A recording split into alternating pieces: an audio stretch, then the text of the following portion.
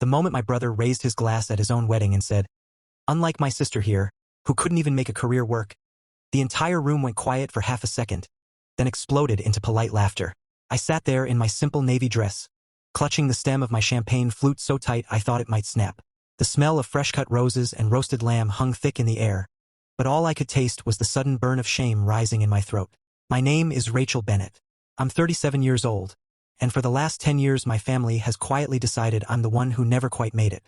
I live in the same modest two-bedroom house I bought after the divorce, the one with the creaky wooden floors and the backyard garden I tend every Sunday morning. No husband anymore, no children to brag about. Just me, my laptop, and the quiet satisfaction of building something that no one else seemed to believe in. Every morning I'd wake at 6, brew my coffee strong and black, and sit at the kitchen table while the first light filtered through the lace curtains my grandmother left me.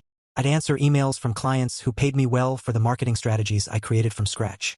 But to my family, especially my younger brother Mark, those emails were just hobby work. Mark, 34, the golden boy, had climbed the corporate ladder at one of the biggest investment firms in the city.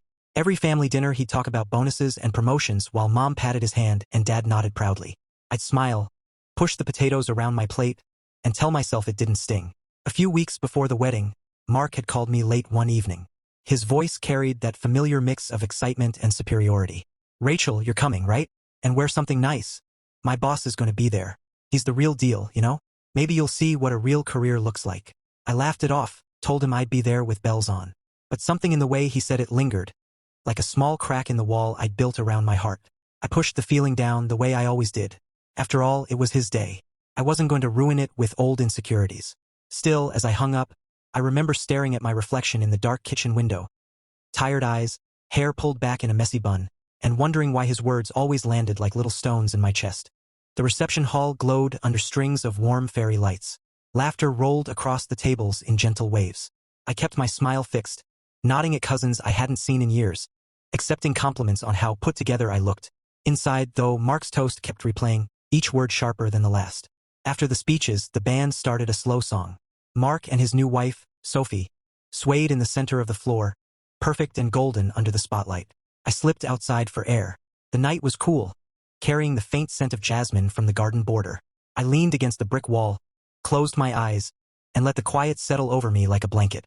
That's when I heard heels clicking toward me. "Rachel." I opened my eyes.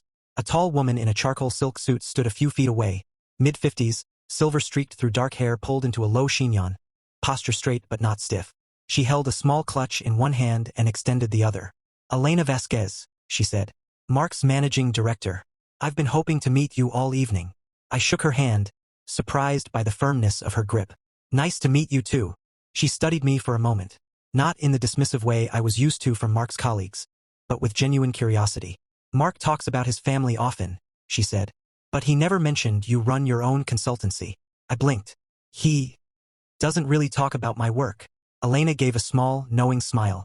"Funny, because I've been reading your white paper on customer retention through micro-influencer campaigns. The one published last quarter in Marketing Quarterly. Sharp analysis. We've actually been debating whether to bring someone like you in for our next brand repositioning." My mouth went dry. I could hear my own heartbeat in my ears. "You've read my work?" "Twice," she said. The second time I forwarded it to our strategy team with a note that said, "This is the kind of thinking we need more of." "I assumed Mark had already told you we were interested in speaking with you." I let out a soft, disbelieving laugh. "No, he hasn't." Elena tilted her head. "May I be direct? Please. Your brother is brilliant at closing deals, but he has a habit of measuring success in titles and corner offices. Sometimes he forgets that real value isn't always loud." She paused, glancing back toward the glowing windows of the hall. "I've watched him introduce you tonight as the sister who's figuring things out. I found that curious, because from where I'm standing, you figured it out years ago." The words landed softly, but they struck deep. I felt heat rise behind my eyes. Not from anger, exactly, but from the sudden release of something I'd carried too long. Elena reached into her clutch and handed me a simple cream business card. "When you're ready, call me. No pressure. Just coffee. I'd like to hear more about how you think." I took the card with trembling fingers. Inside, the music swelled.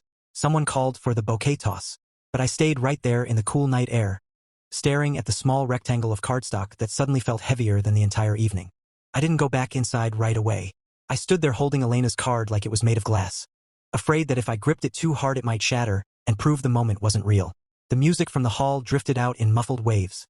Laughter, clinking glasses, the low thrum of celebration. My celebration had just arrived in a different form. When I finally walked back in, the bouquet toss was over. Sophie was laughing, holding the flowers high like a trophy. Mark spotted me near the doorway and waved me over with that big, easy grin he always wore when he was the center of attention. "Come on, Ratch, you missed the best part." Sophie caught it.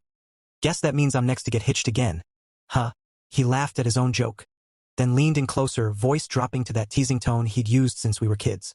"Seriously though, you okay? You look like you've seen a ghost." I met his eyes.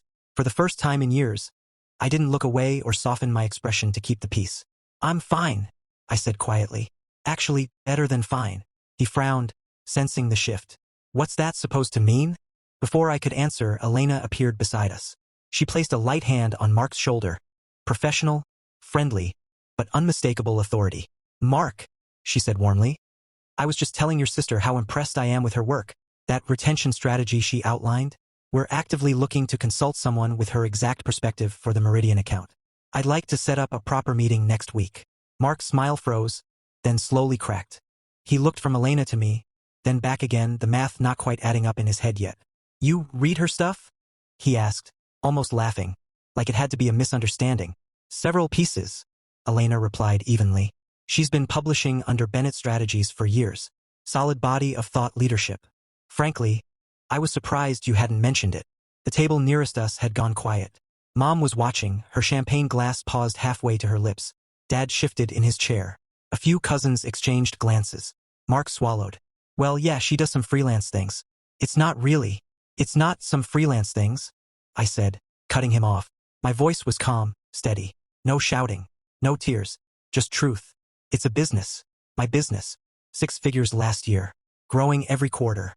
Clients who come back because the work matters." The silence stretched. Mark's face flushed red. Not anger, exactly, but the slow burn of realization. The golden boy had just been reminded that the spotlight doesn't always shine where he expects it to. Elena gave me a small nod, then turned to Mark.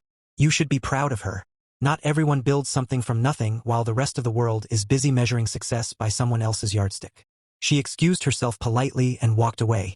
Mark stared at the floor for a long moment. When he finally looked up, his voice was smaller than I'd ever heard it.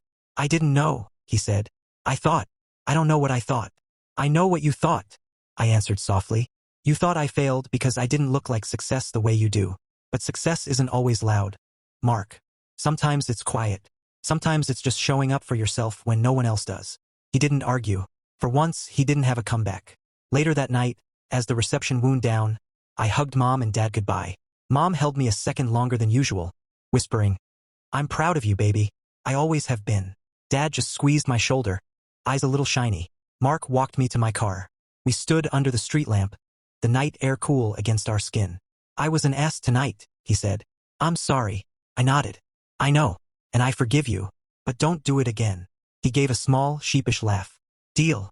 I drove home with the windows down, Elena's card on the passenger seat beside me. The road smelled faintly of rain and night-blooming flowers.